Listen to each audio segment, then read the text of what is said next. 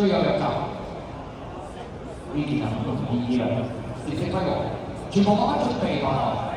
頭。為來最後一場國際賽啊，三分賽千百米精英點準備。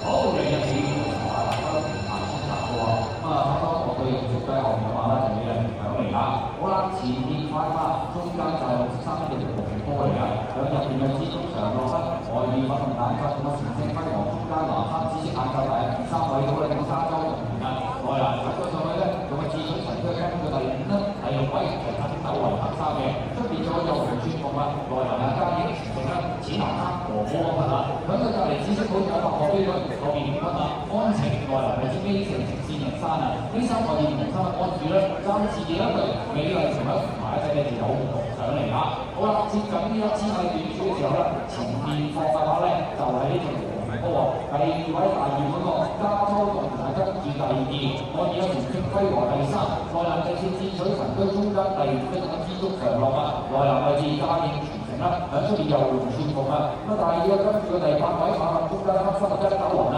後面兩匹馬，咁啊分別有呢隻白鶴飛嗰隻直線人山啊，內南橙帽 A5嘅，再嚟呢四匹啊，有安晴美麗同喺外面位置呢就安住啊，咁就前面啊仍然係綠衫粉紅嗰隻咧就有惡龍上嚟㗎。好啦，轉彎入直路就係啦，和平波就拍住外面嗰隻加州同而家人一齊入嚟啊！響埋面等下有呢隻智取神區嘅，中間位置前程輝煌啦，中外間等嘅嘛，有白鶴飛區美麗同追人，外邊咧仲有兩隻。